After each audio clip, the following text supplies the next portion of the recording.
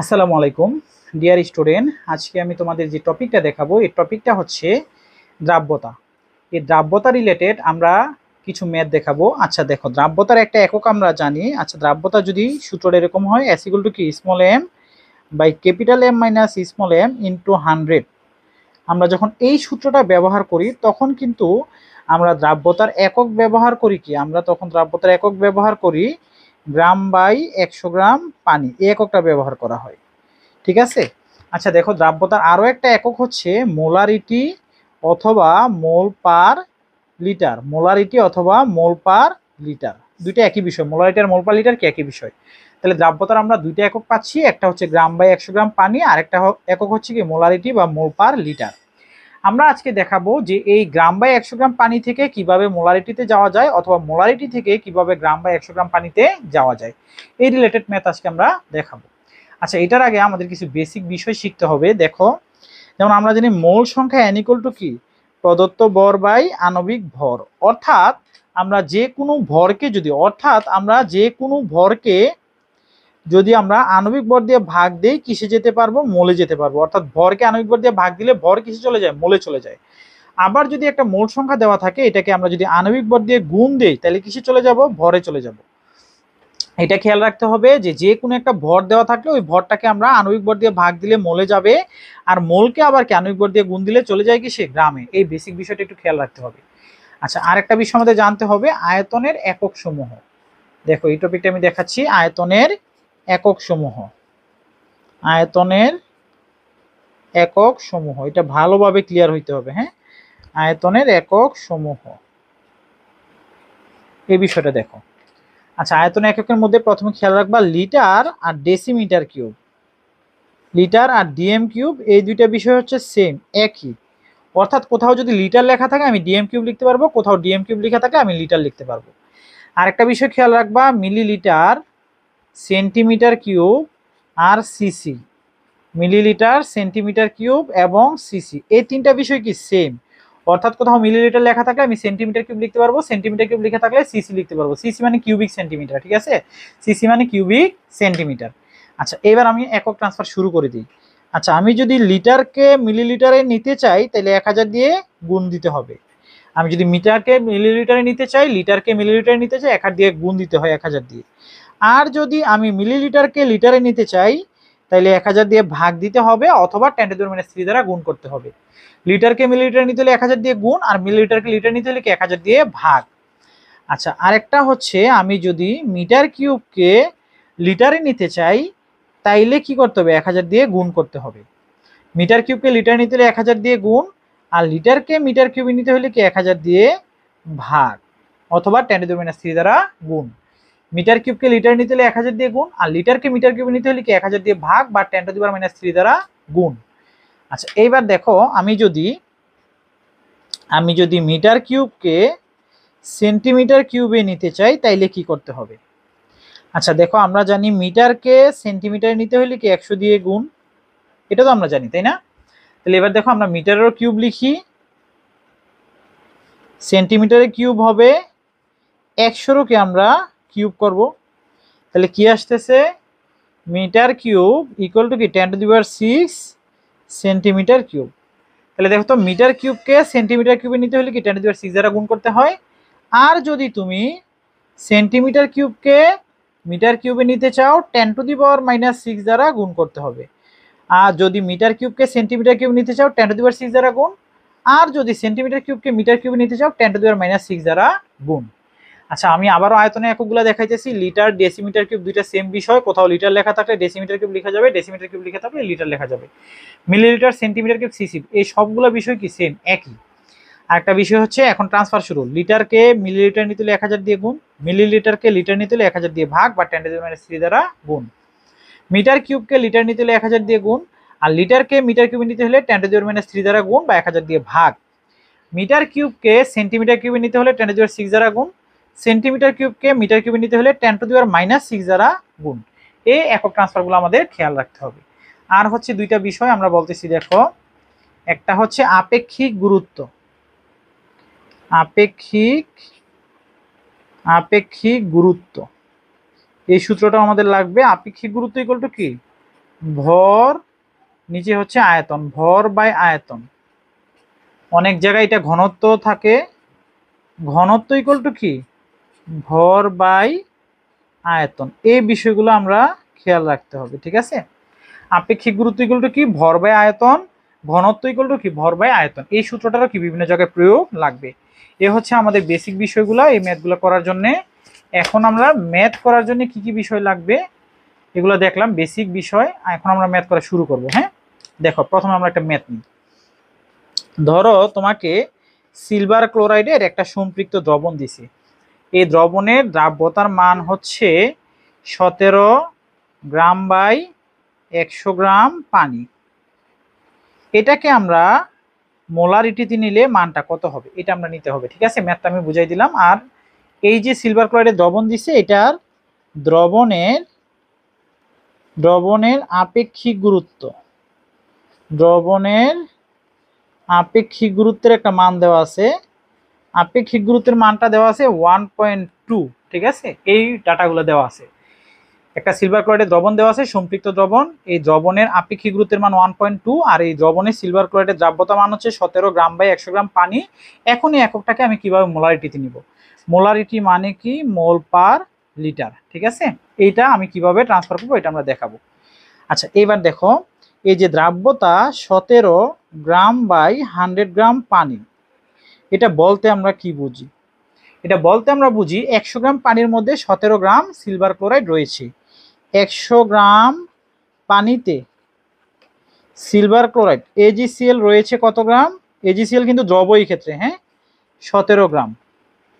তাহলে দেখো দ্রবণের ভর কত হবে, দ্রবণের কিন্তু ভর খেয়াল রাখো, দ্রবণের ভর কত হবে, 100 প্লাস 17। দ্রবণের ভর কত, 117 গ্রাম। এটা কিন্তু দ্রবণের ভর 117 গ্রাম। আচ্ছা, এইবার দ্রবণের ভর থেকে আমরা দ্রবণের আয়তনে যাব। আমরা জানি আপেক্ষিক গুরুত্ব ইকুয়াল টু কি, ভর বাই আয়তন, ভর বাই আয়তন, ঠিক আছে। ধীরে ধীরে বুঝো, এটা কিন্তু কমপ্লেক্স খুব ম্যাথগুলো। হ্যাঁ, তাহলে আমরা আয়তন এই পাশে নিয়ে আসলে কি হবে, ভর উপরে ভর কত, দ্রবণের ভর কত 117 গ্রাম, আর দ্রবণের আপেক্ষিক গুরুত্ব কত 1.2। আয়তনে চলে গেলে গ্রাম চলে যাবে কি মিলিলিটারে। তাহলে মানটা কত হয় দেখো, 117 ভাগ 1.2, মানটা আসতেছে কত, 97.5, 97.5 মিলিলিটার। এইবার দেখো মনোযোগ দিয়ে খেয়াল করো, আমি এই জায়গা থেকে যে তথ্য পাইছি, 117 গ্রাম দ্রবণের মধ্যে দ্রব সিলভার ক্লোরাইড রয়েছে কত গ্রাম, 17 গ্রাম। 117 গ্রাম দ্রবণের মধ্যে দ্রব সিলভার ক্লোরাইড রয়েছে 17 গ্রাম। এবার দেখো 117 গ্রাম যে দ্রবণ, এটা ছিল ভর। এখন এই ভরটাকে আয়তনে নিলে কত হইতেছে, 97.5 মিলিলিটার। তার মানে আমি এই জায়গা থেকে কি বলতে পারি, 97.5 মিলিলিটার দ্রবণে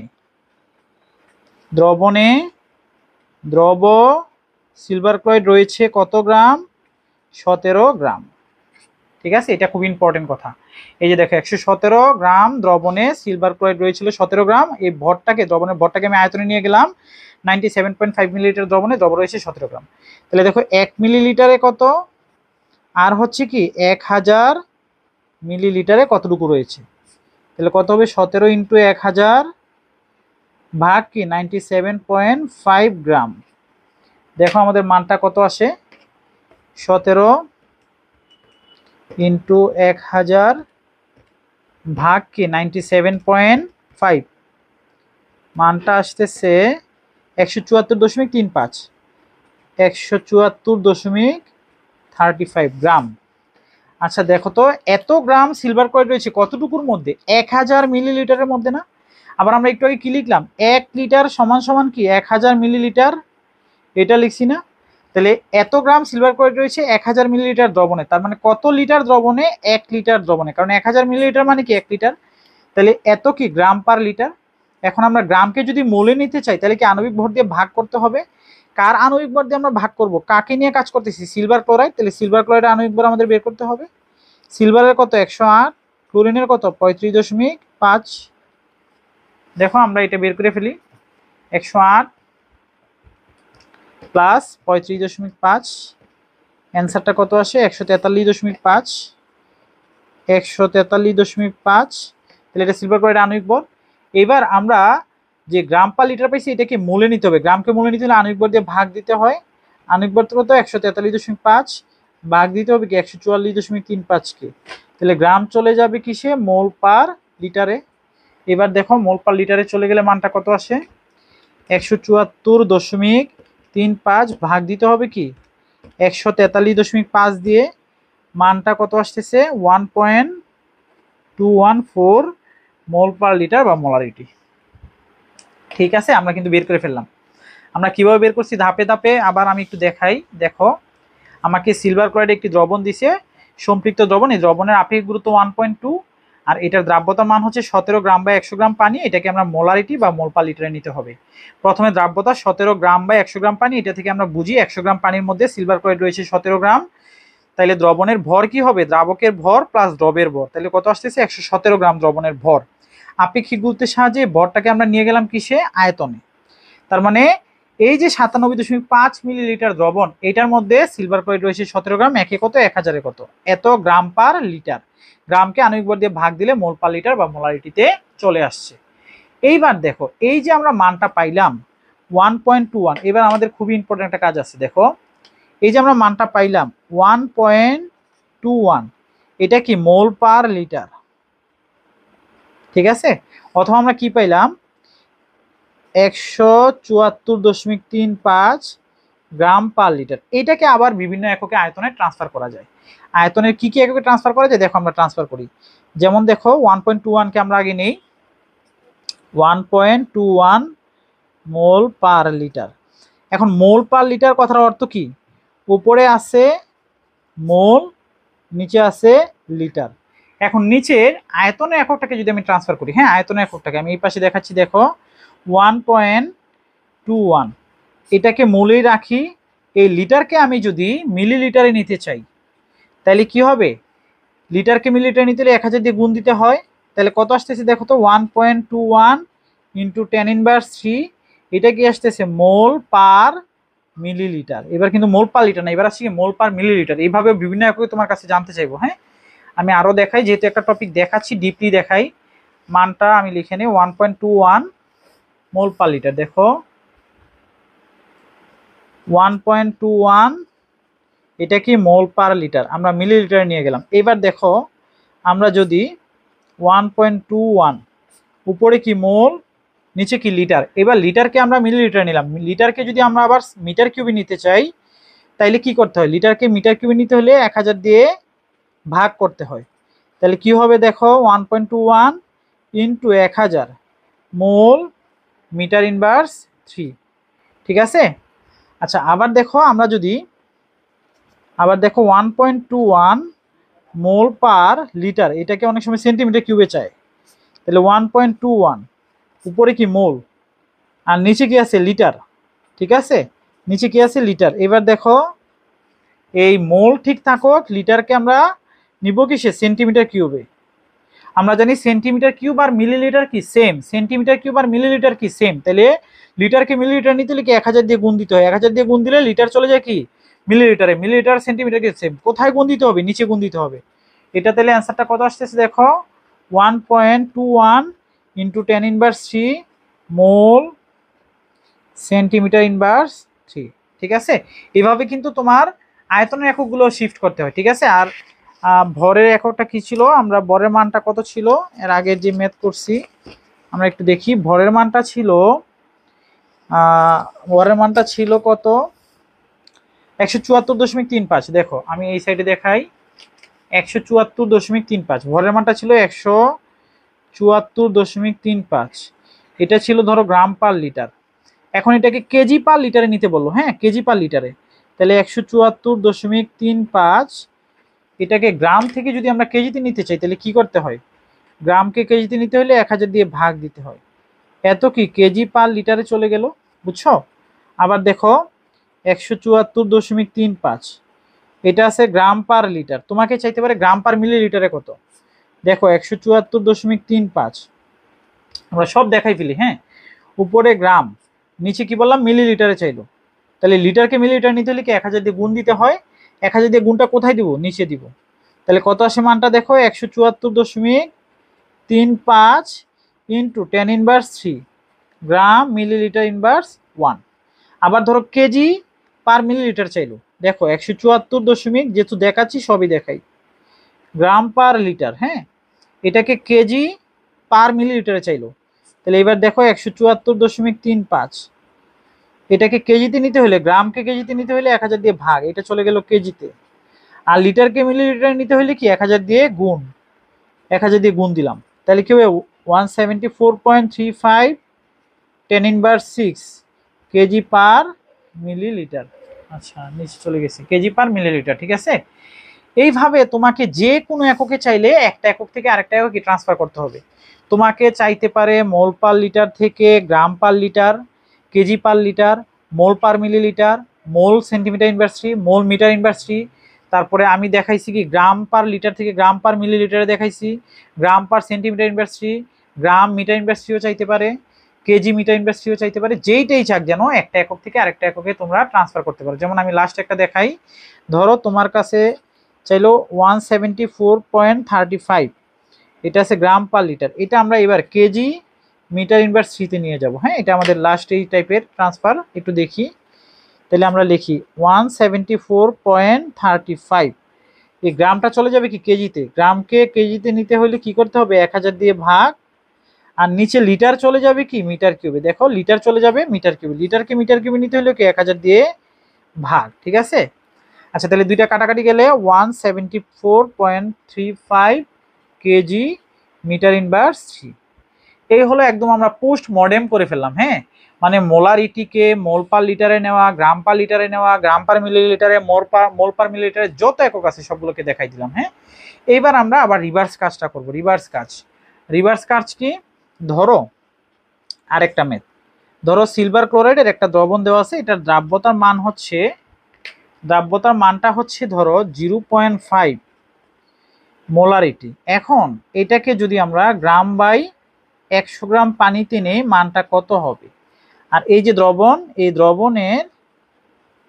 দ্রবণের আপেক্ষিক গুরুত্বের মান কত, আপেক্ষিক গুরুত্বের মান দেওয়া আছে আগের মতোই 1.2।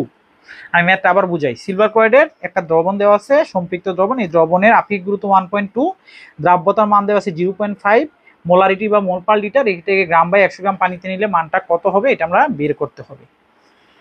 আচ্ছা এবার দেখো আমরা শুরু করি। দ্রাব্যতার মানটা কত দেওয়া আছে 0.5 মোল পার লিটার বা মোলারিটি, তাই না, মোল পার লিটার। আমি এটা কিন্তু দ্রাব্যতা। হ্যাঁ আচ্ছা এখন দেখো এটাকে আমরা আণবিক ভর দিয়ে গুণ দিলে কি গ্রাম পার লিটারে চলে যাব। কার আণবিক ভর দিয়ে গুণ দিব, আমরা সিলভার ক্লোরাইডে আণবিক ভর দিয়ে গুণ দিব। সিলভার ক্লোরাইড আণবিক ভর সিলভারের কত 108 প্লাস 35.5, মানটা হয় কত, মানটা হবে 143.5, 143.5 আণবিক ভর দিয়ে গুণ দিলে মোল চলে যাবে কি গ্রামে, গ্রাম পার লিটার।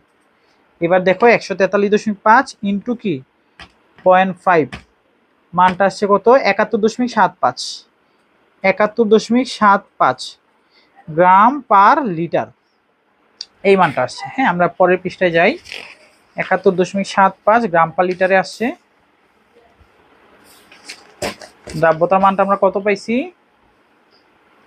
দেখো দ্রাব্যতার মানটা আমরা পাইছি 71.75 গ্রাম পার লিটার, এটা আমরা পাইছি।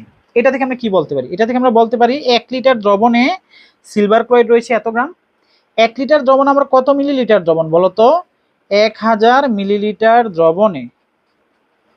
দ্রবণে সিলভার ক্লোরাইড রয়েছে কতটুকু, 71.75 গ্রাম, ঠিক আছে। এটা কি দ্রবণের আয়তন না, আমাকে দ্রবণের আপেক্ষিক গুরুত্ব কিন্তু দিছে।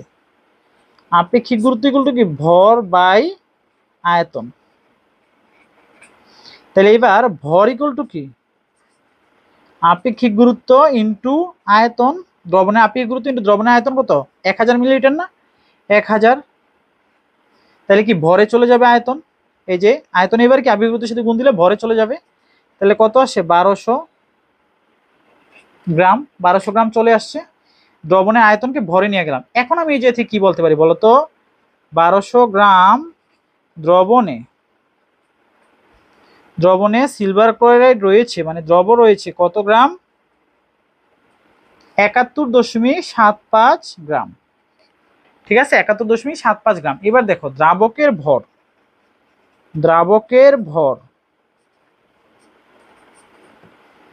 দ্রাবকের ভর, দ্রাবকের ভর কি হবে? দ্রবণের ভর মাইনাস দ্রবের ভর, 1200 মাইনাস কি 71.75, তাহলে কি আসবে? দ্রাবক মানে পানির ভর আসবে। তাহলে 1200 মাইনাস কি 71.75 করলে 1128.25 গ্রাম। তার মানে এই জাতীয় আমি কি লিখতে পারি? এটা কি দ্রাবকের ভর, পানির ভর। এটা আমি লিখতে পারি 1128.25 গ্রাম পানিতে সিলভার ক্লোরাইড রয়েছে। কতটুকু রয়েছে? সিলভার ক্লোরাইড রয়েছে কতটুকু? রয়েছে 71.75 গ্রাম।